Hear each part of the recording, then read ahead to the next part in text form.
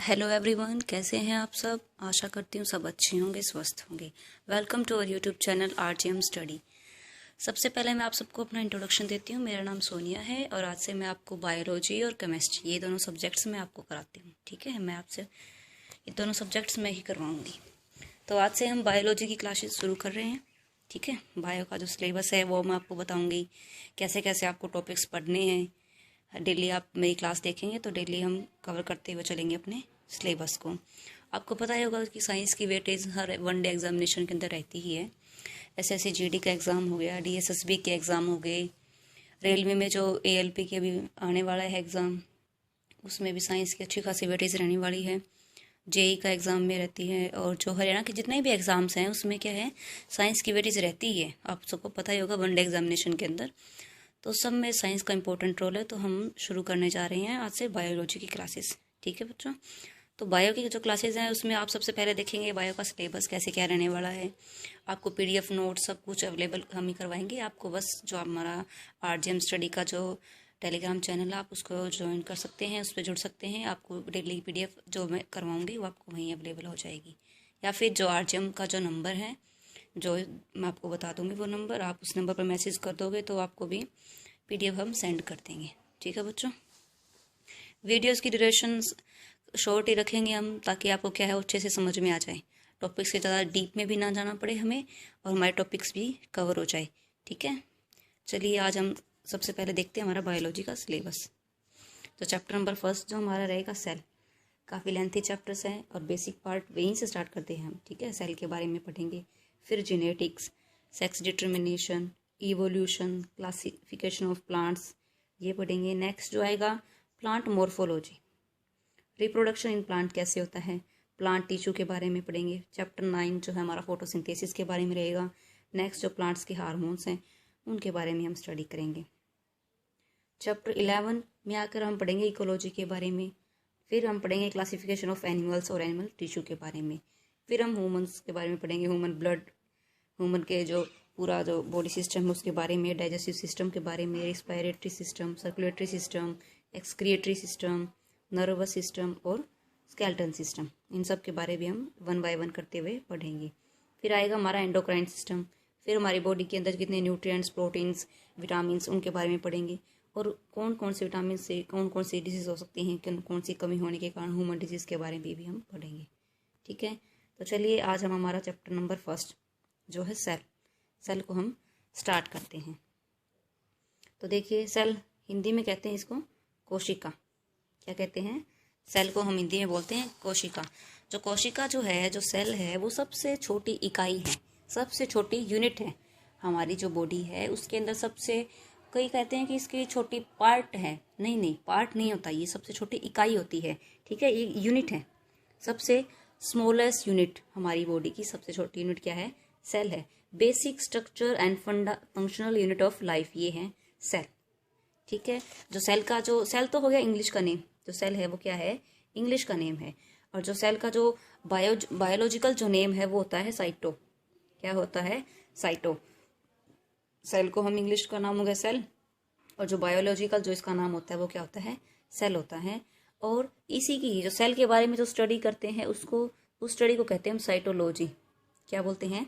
Cytology. Cell किस बारे में पढ़ना, जैसे नाम हो गया साइटो, साइटो से क्या आ गया? साइटोलॉजी, जो उसका अध्ययन करते हैं। तो सबसे पहले बात आती है कि सेल की खोज किसने की? सेल की खोज रॉबर्ट हुक ने की। डिस्कवर्ड बाय रॉबर्ट हुक इन 1665। जो रॉबर्ट हुक थे उन्होंने सबसे पहले सेल की खोज की थी। सेल मतलब कोशिका। कोशिका में कौन सी कोशिका की? मृत कोशिका की खोज की थी इन्होंने। जो रॉबर्ट हुक है इन्होंने मृत कोशिका की खोज की थी। ठीक है, 1665 में। फिर आता है स्टडी ऑफ सेल, आपको मैंने बता दिया साइटोलॉजिकल होता है। और जो मृत कोशिका की खोज थी वो की थी रॉबर्ट हुक ने। बट जो जीवित कोशिका की खोज थी वो की थी एंटो लिवोन ल्यूकेन हॉक ने की थी। ठीक है, वो उन्होंने की थी जीवित कोशिका की खोज। बट डिस्कवर्ड हम सेल का जो बोलते हैं वो रॉबर्ट हुक ही कहते हैं, क्योंकि जीवित हो चाहे मृत हो, सबसे पहले खोज तो कोशिका के बारे में माइक्रोस्कोप से जो स्टडी किया है, पता लगाया भी सेल भी कोई चीज़ है, तो वो बताई थी रॉबर्ट हुक ने। RH रॉबर्ट हुक ने 1665 के अंदर। तो इसी को हम बोलते हैं खोज इन्होंने की है। ठीक है, फिर आता है कि सबसे बड़ी कोशिका कौन सी है, छोटी कोशिका कौन सी है, इसके बारे में देखते हैं। चलिए, जो सबसे छोटी कोशिका होती है वो होती है माइक्रोप्लाज्म। सबसे छोटी कोशिका पूरी दुनिया के अंदर सबसे छोटी कोशिका कौन सी है? माइक्रोप्लाज्म। ठीक है। और जो सबसे बड़ी होती है कोशिका वो होती है एग ऑफ ऑस्ट्रिच, शतुरमुर्ग का अंडा। जो आपने पढ़ा होगा सबसे बड़ी जो कोशिका बोलते हैं वो शतुरमुर्ग का अंडा होता है। ये पूरी वर्ल्ड के अंदर है। अगर बात करें ह्यूमन बॉडी की, मानव की, तो मानव में जो सबसे छोटी जो सेल है वो होती है स्पर्म। कौन सी है? स्पर्म। सबसे छोटी सेल बोलेंगे जिसको, वो होती है स्पर्म। और सबसे बड़ी जो बोलेंगे कि बड़ी स्पर्म किस में होगी मानव में, वो होती है फीमेल में, ओवम। जो स्पर्म है वो क्या है? मेल पार्ट है। और जो ओवम है वो क्या है? फीमेल का पार्ट है, फीमेल। तो उसमें बोलेंगे कि मानव में जो सबसे छोटी कोशिका है वो है स्पर्म, और जो फीमेल जो मानव में सबसे बड़ी जो कोशिका होगी वो कौन सी होती है? ओवम होती है। ये तो होगी छोटी है बड़ी। फिर आती है लॉन्गेस्ट की बात। Longest cell called neuron. तो सबसे लॉन्गेस्ट सेल होती है, सबसे लंबी जो कोशिका होती है मानव में वो होती है न्यूरॉन। न्यूरॉन कहाँ प्रेजेंट होती है? हमारे ब्रेन के अंदर। तो सबसे पहले हम सेल पढ़ा है हमने, तो बताइए सबसे छोटी इकाई कौन सी हो गई? सेल। सेल क्या बनाते हैं मिलकर? टिश्यू। टिश्यू बनाएंगे। टिश्यू से क्या बनेगा? ऑर्गेन बनेगा। ऑर्गेन मतलब कोई भी अंग बन गया। सेल को हिंदी में बोलते हैं कोशिका। कोशिका को मिलकर क्या बनाती है? टिश्यू। टिश्यू क्या होते हैं? हिंदी में कहते हैं उनको उत्तक जिनको हम बोलते हैं। और जो उत्तक है वो ग्रुप बनाकर क्या बनाते हैं? ऑर्गन का निर्माण करते हैं। ऑर्गन मतलब अंग। और ये सारे जो अंग है वो उनका मिलकर क्या बना देंगे? शरीर, ऑर्गन सिस्टम। ठीक है। तो सबसे पहले क्या आएगा? कोशिका, फिर उत्तक टिश्यू, फिर आएगा ऑर्गन मतलब अंग, फिर आता है ऑर्गन सिस्टम पूरा शरीर। कोशिका, फिर उत्तक, फिर अंग और फिर शरीर। ठीक है। चलिए अब आगे देखिए। लॉन्गेस्ट सेल तुम्हें पता लग गई है, न्यूरॉन है। बिगेस्ट जो सेल होती है वो एग ऑफ ऑस्ट्रिच होता है। अब सेल के पार्ट्स के बारे में पढ़ेंगे। सेल की थ्योरी थी वो किसने दी है? स्केल्डियन एंड स्क्वेन नामक व्यक्तियों ने, जो साइंटिस्ट रहे हैं बायो में, तो उन्होंने सेल की थ्योरी के बारे में बताया है। All the plants and animals are made up of cell. जितने भी प्लांट हैं, एनिमल्स हैं, ह्यूमन बींग, जो प्लांट्स वाले हो गए, एनिमल्स हो गए, इन सब में क्या है? कुछ सेल से बनकर मिला है, सेल। तो सेल क्या है? प्लांट्स और एनिमल्स की basic unit life. Basic unit life क्या है? सेल है। ठीक है। अब धीरे धीरे हम इसको कर पढ़ेंगे। सबसे पहले हम इसके जो टाइप्स हैं वो हम बाद में देखेंगे, पहले इनको एक्सप्लेनेशन करते हैं अच्छे से। ठीक है। सबसे पहले हम देखेंगे स्ट्रक्चर ऑफ सेल। सबसे पहले हम पढ़ेंगे स्ट्रक्चर ऑफ सेल के बारे में। सबसे पहले आता है जैसे सेल वॉल होती हैं, cell membrane, protoplasm, cytoplasm, lysosome, vacuole, plastids, इन सब के बारे में वन बाय वन करके पढ़ेंगे। ये होते क्या है? ये प्लांट में प्रेजेंट होते हैं या ह्यूमंस में होते हैं, एनिमल्स में होते हैं, पादप में होते हैं, जंतु में होते हैं। तो धीरे धीरे करके हम इनके बारे में पढ़ेंगे। तो सबसे पहला जो इसके अंदर पॉइंट आता है, पॉइंट नंबर 1, वो है सेल वॉल। सेल वॉल क्या होती है? कोशिका भित्ति, जिसको हिंदी में बोलते हैं कोशिका भित्ति। ये सिर्फ और सिर्फ प्लांट में होती है, प्रेजेंट ओनली इन प्लांट्स, पादप में प्रेजेंट होती है। ठीक है। और जो सेल वॉल है वो किसकर मिलकर बनी होती है? सेलुलोज की। सेलुलोज से मिलकर बनी होती है। इसका काम क्या होता है? सेल वॉल क्या करती है? ये सुरक्षा प्रदान करती है किसको? सेल मेम्ब्रेन को। Provide shape and rigidity to the cell. जो मेम्ब्रेन होती है, जैसे सेल मेम्ब्रेन ये हो गई, तो उसके बाहर ऐसे सुरक्षा प्रदान करती है। ये जो बाहर है ना, वो तो होगी सेल वॉल, और ये जो पार्ट है वो है सेल मेम्ब्रेन। जो सेल मेम्ब्रेन के बाद जो लेयर बनाए रखती है, इसको सुरक्षा प्रदान करती है, वो काम होता है किसका? सेल वॉल का, कोशिका भित्ति का। कोशिका भित्ति सिर्फ पादप में प्रेजेंट होती है, ओनली इन प्लांट, एंड जो सेलुलोज से मिलकर बनी होती है, काम होता है इसका सुरक्षा प्रदान करने का। फिर सेकंड पॉइंट आता है हमारा सेल मेम्ब्रेन। सेल मेम्ब्रेन क्या करेगा? सेल मेम्ब्रेन पादप में भी प्रेजेंट होता है और जंतु में प्रेजेंट होती है। जो एनिमल्स में भी प्रेजेंट होता है और प्लांट्स में भी प्रेजेंट होता है क्या? Cell membrane. जो सेल मेम्ब्रेन है made up of lipids and proteins, मतलब ये प्रोटीन से मिलकर बना होता है। जो सेल मेम्ब्रेन है ना, वो प्रोटीन से मिलकर बना हुआ होता है। कोशिका के जितने भी अंग हैं वो इस झिल्ली में रहते हैं। Allows entry and exit of the some material in out of the cell. जो सेल के अंदर जितने भी मटेरियल्स इसके अंदर रहते हैं, जितने भी कोशिका के जितने भी अंग हैं, जितने भी पार्ट्स हैं, किसके? सेल के। कोशिका के जितने भी पार्ट्स हैं वो सारे कोशिका झिल्ली के अंदर ही रहते हैं, सेल मेम्ब्रेन के अंदर रहते हैं। तो पता लग गया होगा आपको, ये है आपका सेल मेम्ब्रेन। तो सेल मेम्ब्रेन, इसकी आउटर साइड क्या होती है? एक सेल वॉल बनी होती है जो इसको सुरक्षा प्रदान करती है। सेल जो वॉल होती है वो सिर्फ प्लांट के अंदर होती है, और जो ये सेल मेम्ब्रेन है, कोशिका झिल्ली जिसको बोलते हैं, वो पादप में भी होती है और जंतु में भी होती है, प्लांट में भी होती है और एनिमल्स में भी होती है। फिर हम पढ़ते हैं नेक्स्ट जो आपका पॉइंट आता है वो आता है प्रोटोप्लाज्म। प्रोटोप्लाज्म क्या करेगा, देखिए वोल फ्लूइड जो प्रेजेंट होता है प्लाज्मा मेम्ब्रेन के अंदर, प्लाज्मा मेम्ब्रेन को हम जो सेल मेम्ब्रेन है उसको प्लाज्मा मेम्ब्रेन भी बोलते हैं, जो सेल मेम्ब्रेन था उसको प्लाज्मा मेम्ब्रेन भी बोलते हैं। इसके अंदर जितना भी लिक्विड प्रेजेंट होता है वो क्या होता है, प्रोटोप्लाज्म होता है। Made up of various elements like chemicals होते हैं, इसके अंदर वाटर, साल्ट, जिसके अंदर फ्लूइड लिक्विड है उसके अंदर क्या क्या हो सकते हैं, वाटर हो सकता है, साल्ट हो सकता है और आयंस भी हो सकते हैं। ठीक है, और जो प्रोटोप्लाज्म में इसको फर्दर 2 पार्ट्स के अंदर डिवाइड किया गया है। ठीक है, देखिए साइटोप्लाज्म और न्यूक्लियस, इसके आगे 2 पार्ट्स हैं, एक है साइटोप्लाज्म और एक है न्यूक्लियस। इन दोनों के बारे में हम आगे पढ़ते हैं कि साइटोप्लाज्म होता क्या है। साइटोप्लाज्म में क्या आएगा, cytoplasm fluid inside plasma membrane. तो मैंने जैसे बताया कि जो ये प्रोटोप्लाज्म था इसका ही पार्ट है साइटोप्लाज्म। तो प्रोटोप्लाज्म में क्या था, फ्लूइड लाइक पार्ट था, तो साइटोप्लाज्म में भी क्या होता है, fluid inside plasma membrane. Cytoplasm made up of systole 90% water, जो इसके अंदर क्या है 90% वाटर होता है, 90% वाटर होता है साइटोप्लाज्म के अंदर। ठीक है, न्यूक्लियोप्लाज्म में भी दोनों इसी के पार्ट है, दोनों में क्या प्रेजेंट है, फ्लूइड प्रेजेंट है और इसमें 90% वाटर होता है। फ्लूइड में वाटर के अंदर वाटर हो सकता है, आयंस हो सकते हैं, साल्ट हो सकता है। ठीक है, नेक्स्ट जो हमारा पॉइंट आता है वो है माइटोकॉन्ड्रिया। ये ध्यान से समझना है आपको। ठीक है, माइटोकॉन्ड्रिया जैसे आपको पता होगा 1 मार्क्स के जो MCQ आते हैं उनमें आपको पढ़ाई होगा powerhouse of cell, powerhouse of cell. But हम आज इसको अच्छे से एक्सप्लेन करूंगी, मैं आपको अच्छे से बताऊंगी कि पावर हाउस ऑफ सेल कहा क्यों जाता है, क्यों कहते हैं इसको। जो माइटोकॉन्ड्रिया है इसकी खोज किसने की थी, अल्टमैन ने। किसने की थी, अल्टमैन ने। जो अल्टमैन नाम के व्यक्ति वैज्ञानिक थे, इन्होंने माइटोकॉन्ड्रिया की खोज करी थी। माइटोकॉन्ड्रिया का काम क्या होता है, माइटोकॉन्ड्रिया जैसे ये है, इसके अंदर मैंने लिखा एम डिनोट कर रहा है माइटोकॉन्ड्रिया को। जो कोशिका होती है, कोशिका से जो माइटोकॉन्ड्रिया है, मान लो ये सेल है, कोशिका है, कोशिका से ऑक्सीजन लेता है, ऑक्सीजन लेकर श्वसन का काम करता है। माइटोकॉन्ड्रिया क्या काम करता है, श्वसन का काम करता है, रिस्पायरेशन का काम करता है। कोशिका से ऑक्सीजन लेकर श्वसन का काम करता है माइटोकॉन्ड्रिया। माइटोकॉन्ड्रिया के अंदर एक क्रेब्स साइकिल होती है, क्या कहते हैं इसको, क्रेब्स साइकिल। क्रेब्स साइकिल जिसको बोलते हैं, क्रेब्स चक्कर जिसको बोलते हैं। ठीक है, ये माइटोकॉन्ड्रिया के अंदर चलता रहता है। ये क्रेब्स चक्कर चलता है जब इसके अंदर श्वसन का काम हो रहा होता है। तो कोशिका से ऑक्सीजन लेता है माइटोकॉन्ड्रिया, फिर उसके अंदर क्रेब्स साइकिल चलती है। क्रेब्स साइकिल चलने के कारण इसके अंदर होता है ATP का निर्माण। आपने पढ़ा होगा ATP। तो ये होता क्या है, बनता कैसे ATP। जो क्रेब्स साइकिल है वो चलती है माइटोकॉन्ड्रिया के अंदर, क्रेब्स साइकिल जो होती है माइटोकॉन्ड्रिया के अंदर चलती है, तो इसके अंदर उसी के कारण ATP का निर्माण होता है। आप सबको पता होगा, 1 वर्ड में आपने देखा ही होगा, सुना होगा, MCQs पढ़े होंगे कि 30 ATP मिलकर ग्लूकोज का निर्माण करते हैं।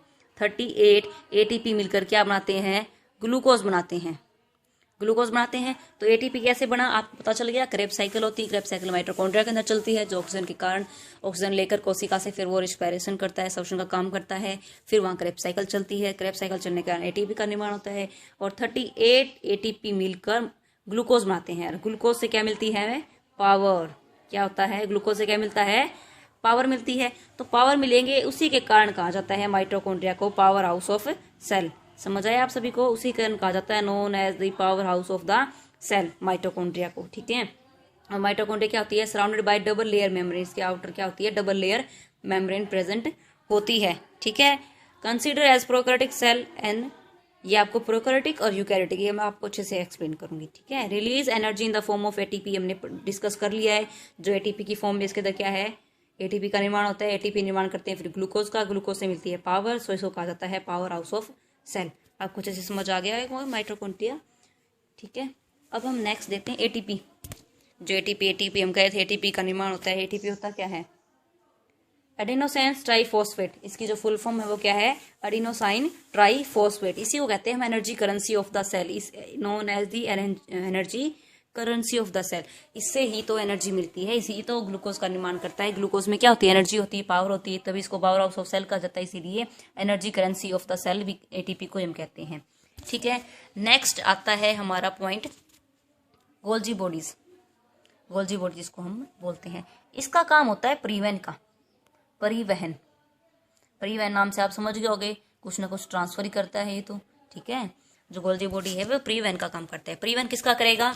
ऊर्जा का, ऊर्जा का, पावर का और प्रोटीन का, ठीक है, प्रोटीन का। तो जो गोल्जी बॉडी है वो परिवहन करता है किसका? ऊर्जा का, पावर का या फिर जो प्रोटीन का। जैसे कि अभी मैं आपको पढ़ा रही हूँ, तो मेरी जो बॉडी है उसमें से कौन सा पार्ट आपका मैं ज़्यादा यूज़ कर रही हूँ? मैं आपको बोल रही हूँ, पढ़ा रही हूँ, मैं कुछ बोल रही हूँ, तो क्या है? जीभ का ज़्यादा यूज़ हो रहा है, जीभ को ज़्यादा एनर्जी चाहिए, ज़्यादा पावर चाहिए इसको। तो क्या है, जीभ का एग्जाम्पल मैं आपको इससे देकर समझाती हूँ कि जो जीभ है उसको ज़्यादा एनर्जी चाहिए, ज़्यादा बोल रही हूँ तो इसको वहाँ से एनर्जी चाहिए। बट हमारी जो मैं बैठी हूँ तो उसमें मेरे लेग्स में कोई एनर्जी यूज़ नहीं हो रही, हाथों से कोई एनर्जी यूज़ नहीं हो रही, बाकी बॉडी पार्ट यूज़ नहीं हो रहा, तो बस जीभ यूज़ हो रही है, तो वहाँ पे ज़्यादा पावर एनर्जी चाहिए मेरे को। बट कहेंगे कि जीभ के अंदर भी क्या है? सेल है, सेल विभाजन हो रहा है, तो इससे क्या है? एनर्जी मेरे को मिलती जा रही है। एक पॉइंट ऐसा है कि मैं ज़्यादा बोलते बोलते बोलते मैं थक जाऊँ, मैं कहूँगा अब मेरे से नहीं बोला जाएगा, तो उससे क्या होगा कि जो गोल्जी बॉडी होएगा, जहाँ ज़्यादा एनर्जी की जरूरत है वहाँ पे एनर्जी ट्रांसफर करवाएगा। सेल जो है हमारी पूरी बॉडी के अंदर प्रेजेंट है, पैरों में, हाथों में, हर जगह सेल प्रेजेंट है, बट पैरों का भी यूज़ नहीं हो रहा, तो वहाँ पे एनर्जी जो बन रही है उसका वो ट्रांसफर करवाएगा माउथ तक, टंग तक, ठीक है, समझ आया? ऐसे ही गोल्जी बॉडी परिवहन करवाता है ऊर्जा का या फिर प्रोटीन का, एक जगह से दूसरी जगह पूरी बॉडी के अंदर। जो एनर्जी है वो तो हर जगह एक जैसी बन रही है, मुंह में भी, हाथों में भी, पैरों में भी, ठीक है, हर जगह एक जैसी एनर्जी बन रही है। जिस पार्ट में जिस टाइम पे एनर्जी की रिक्वायरमेंट होती है, एनर्जी की जरूरत होती है, पावर की रिक्वायरमेंट होती है, वहीं पर गोल्जी बॉडी एनर्जी का, ऊर्जा का, प्रोटीन का क्या करता है? ट्रांसफर करवाता है, ठीक है। देखिए आगे, Golgi body exist as extensive network near nucleus in animal cell, distributed freely in plant cell known as dictyosome. जो प्लांट्स के अंदर वो होंगे जो गोल्जी बॉडी सेल, उसको हम डाइसाइटोसोम बोलते हैं। Absent in red blood cell, RBC के अंदर गोल्जी बॉडी नहीं होता। जो आरबीसी हमारे ब्लड का जो पार्ट है उसके अंदर क्या है? गोल्जी बॉडीज नहीं होता। गोल्जी बॉडी काम किसका करेगा? वर्क स्टोरेज का करेगा, प्रोसेसिंग का करेगा और पैकेजिंग ऑफ मटेरियल। जैसे मैंने आपको हिंदी में एग्जांपल देकर बता दिया, परिवहन का काम करता है, वैसे ही बताया हुआ कि work storage, processing, packaging of material का काम करता है, ठीक है। Convert simple sugar into complex sugar, जो सिंपल शुगर है उसको कॉम्प्लेक्स में कन्वर्ट कर देता है, ठीक है। ये आपको, आई होप आपको अच्छे से समझ में आ गया होगा गोल्जी बॉडी एग्जांपल से, ठीक है। नेक्स्ट जो हमारा पॉइंट है वो है एंडोप्लाज्मिक रेक्टिकुलम। एंडोप्लाज्मिक रेक्टिकुलम ये होता है, जैसे इसका स्ट्रक्चर मैं आपको बताती हूँ आपको, दो हिस्से में है ये, ठीक है, दो पार्ट है इसके। ये जो डॉट डॉट मैंने आपको बनाए हैं ये है लाइसोसोम। क्या है ये? राइबोसोम। सॉरी, मैं एक अगेन ड्रॉ करती हूँ, देखिए आप ध्यान से समझना। दो पार्ट हो गए। जो एक जो पार्ट है वो क्या है? स्मूथ है, स्मूथ हिस्सा है, चिकना हिस्सा है। एक साइड है आर, मीन्स रफ हिस्सा है। इसके अंदर जो प्रेजेंट है वो है राइबोसोम्स, ठीक है। जो एंडोप्लाज्मिक रेक्टिकुलम का जो काम होता है वो है आंतरिक सहायता प्रदान करता, आंतरिक सहायता करना, ठीक है। इसके टू टाइप्स हैं, RER और SER। आर में मतलब रफ एंडोप्लाज्मिक रेक्टिकुलम, RER बोलते हैं इसको शॉर्ट में, और जो दूसरा हिस्सा है वो है स्मूथ, स्मूथ को हम बोलते हैं SER, स्मूथ एंडोप्लाज्मिक रेक्टिकुलम, ठीक है। जो ये RER है इसको हम क्या है? Looks rough under a microscope because ribosomes are attach to inter surface. मैंने बताया था इस हिस्से में क्या है? राइबोसोम प्रेजेंट होते हैं, और ये क्या होता है? रफ होता है, ये क्या होता है? स्मूथ होता है। तो इसको हम माइक्रोस्कोप्स की हेल्प से इसको हम देख सकते हैं, ठीक है। जो स्मूथ हिस्सा है वो किसका निर्माण करेगा? वसा का निर्माण करेगा। किसका करेगा? वसा का निर्माण करता है। जो रफ हिस्सा है वो क्या करेगा? प्रोटीन का निर्माण होता है इसके अंदर। जो प्रोटीन है वो कहाँ बनेगा? राइबोसोम जहाँ प्रेजेंट है रफ वाले हिस्से में बनेगा, और स्मूथ से क्या बनेगा? वसा का निर्माण होगा। एक बार फिर से देखिए आप, SER में क्या बनेगा? वसा, वसा का निर्माण होगा।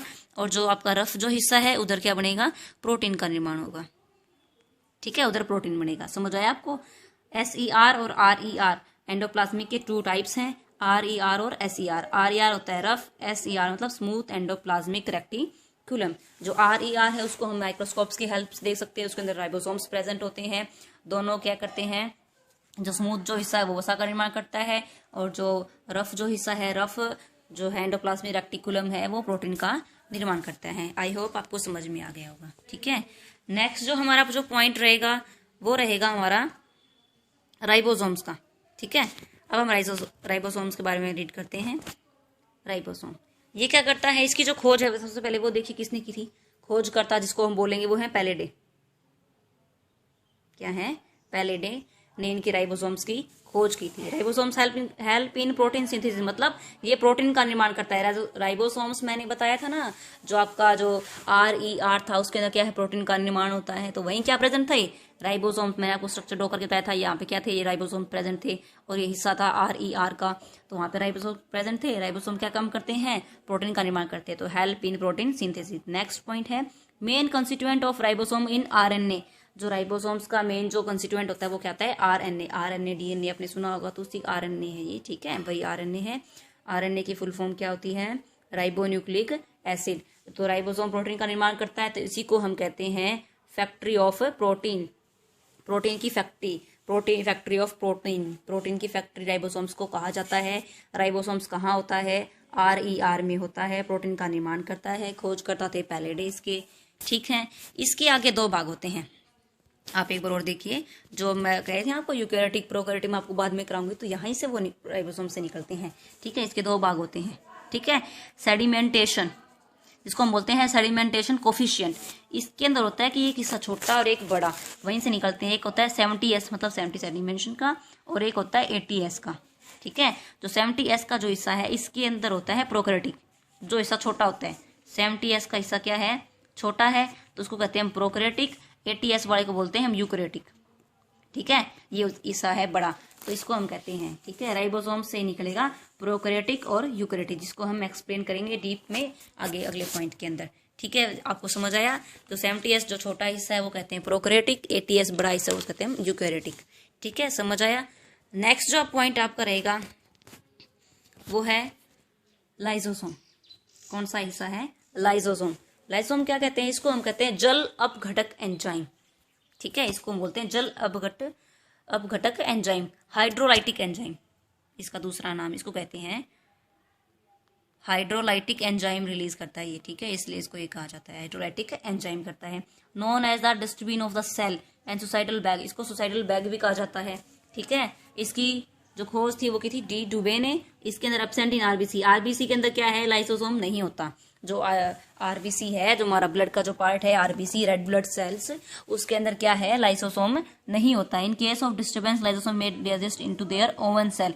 अब मैं आपको एक बार अच्छे से बताती हूँ, जो हाइड्रोलाइटिक एंजाइम है ना, ये काम क्या करता है, क्या काम आता है। जो लाइसोसोम है, ये मैंने कहा था ये पूरा स्ट्रक्चर है, इसके अंदर कहीं माइटोकॉन्ड्रिया है, कहीं न्यूक्लियस है, कहीं केंद्रक है, कहीं और कौन सा उसका जो पार्ट थे हमने chromosome, Golgi body, cell wall, centrosomes, ये सारे पार्ट्स प्रेजेंट होते हैं। तो जो हिस्सा सेल के अंदर, एक सेल है, देखिए मैं आपको एक बार ड्रॉ करके बताती हूँ। ये मान लो कोई सेल है, ठीक है, इसके अंदर माइटोकॉन्ड्रिया है, यहाँ पे न्यूक्लियस है, कहीं गोल्जी बॉडी है, ठीक है, एंडोप्लाज्मिक है, ER है, तो ये सारे प्रेजेंट हैं। यहाँ है लाइसोसोम। तो लाइसोसोम का क्या काम होता है, इसको हाइड्रोलाइटिक जो एंजाइम होगा, माइटोकॉन्ड्रिया ने मान लो कहा अब मैं आगे काम नहीं करूंगा, आगे काम करना बंद कर दिया, तो इसकी यहाँ पे कोई नीड नहीं है। अब लाइसोसोम क्या करेगा, इसके ऊपर एंजाइम डाल देगा, कौन सा, हाइड्रोलाइटिक एंजाइम्स डाल देगा, तो ये माइटोकॉन्ड्रिया यहीं के यहीं खत्म हो जाएगा, इसका अब कोई काम नहीं रहेगा, ठीक है। अब ये काम करना बंद कर दिया है, तो इसने कहा काम करना बंद कर दिया है, तो जवाब यहाँ से आपकी कोई जरूरत नहीं है, ठीक है। अब माइटोकॉन्ड्रिया, गोल्जी बॉडी, उसी टाइप से ये सारे, इनका क्या है यहाँ, इसको इसलिए कहा जाता है कब्रिस्तान, ठीक है। सुसाइडल बैग लाइसोसोम में अंदर प्रेजेंट होता है हाइड्रोलाइटिक एंजाइम, जो जिसके ऊपर भी डलता है तो उसको वो फिनिश कर देता है, खत्म कर देता है, ठीक है। इसीलिए जो लाइसोसोम है, इसको कोशिका का एटम बॉम्ब भी कहा जाता है। क्या, कोशिका का एटम बॉम्ब भी कहा जाता है इसको। कोशिका मतलब सेल का। जो आरबीसी है उसके अंदर क्या है, लाइसोसोम नहीं होता, एब्सेंट इन आरबीसी। तो आरबीसी अपने आप को जब उसको काम करना बंद कर दे कुछ दिन के अंदर, आरबीसी का आपको पता होगा कार्यकाल, जीवन काल कितने दिन का होता है, 120 डे का होता है, 120 डेज का होता है आरबीसी का जीवन काल। उसके बाद में वो क्या करेगा, वो खत्म हो जाएगा, तो खत्म होएगा, उसके अंदर तो लाइसोसोम है नहीं, वो खत्म कैसे होगा, वो अपने आप को कहाँ ले जाएगा, स्प्लीन में ले जाएगा। स्प्लीन क्या होता है, प्लीहा के अंदर ले जाएगा। प्लीहा को ही कहा जाता है आरबीसी का कब्रस्तान, कब्रगाह जिसको कहा जाता है ना, सुना होगा अपने। जो आरबीसी है, आरबीसी का कब्रगाह कौन होता है, प्लीहा होता है।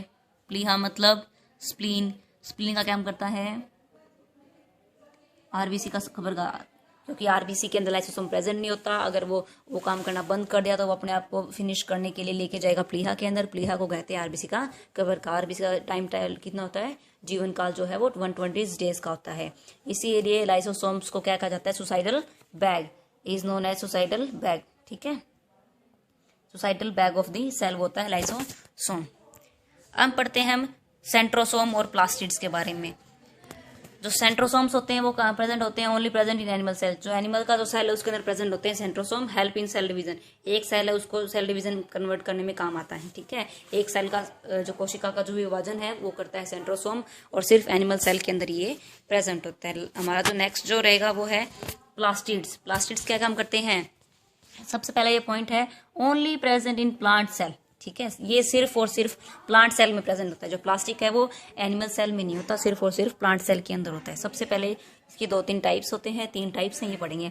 सबसे पहले आता है ल्यूकोप्लास्ट। जो ल्यूकोप्लास्ट वो क्या होता है, कलरलेस।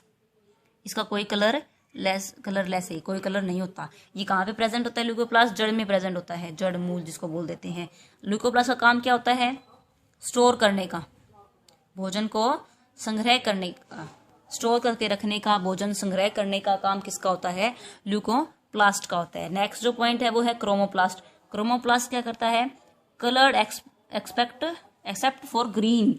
इसका क्रोमोप्लास्ट का काम होता है रंग प्रदान करना। ठीक है, ग्रीन को छोड़कर बाकी जितने भी कलर हैं वो सारे कलर कौन प्रोवाइड करता है, क्रोमोप्लास्ट प्रोवाइड करता है। जैसे आपने गाजर देखी होगी, गाजर कैसे होती है, रेड होती है। रेड कलर किसके द्वारा आता है, कैरोटीन के कारण। गाजर का रंग कैसे होता है, कैरोटीन के कारण होता है। टमाटर का रेड कलर किसके होता है, लाइकोपीन के कारण होता है। ठीक है, नेक्स्ट जो थर्ड पॉइंट रह गया वो है हमारा क्लोरोप्लास्ट। क्लोरोप्लास्ट कहाँ होता है, पत्तियों में देखा होगा। जो भी प्लांट्स होते हैं, प्लांट्स में भोजन निर्माण करवाने में काम होता है इसका, प्लांट्स में भोजन निर्माण करवाना। ठीक है, वो काम होता है क्लोरोप्लास्ट का, ग्रीन कलर का होता है। ल्यूकोप्लास्ट देखिए आगे पॉइंट लिखे भी हुए हैं। ल्यूकोप्लास्ट क्या करता है, स्टोर करता है फूड को। क्रोमोप्लास्ट कलर देता है, और क्लोरोप्लास्ट क्या करता है, फोटोसिंथेसिस मतलब खाना बनवाने में, भोजन निर्माण करवाने में क्लोरोप्लास्ट का यूज होता है। नेक्स्ट जो पॉइंट हमारा रहेगा वो है वैक्यूल। स्टोर करता है, स्टोरेज सैक जिसको बोलते हैं। सैक मतलब बोरी, बोरी के अंदर स्टोर कर सकते हैं किसी भी चीज को। वैसे ही वैक्यूल क्या है, स्टोरेज सैक इसको बोलते हैं।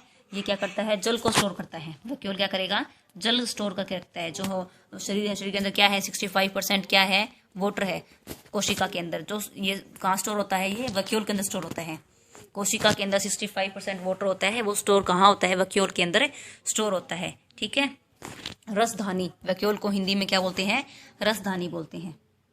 ठीक है, नोट करेंगे आप सभी। रसदानी वैक्यूल को कहते हैं हिंदी में। स्टोरेज सैक होती है, स्मॉल साइज का होता है, टेम्परेरी होता है एनिमल सेल के अंदर।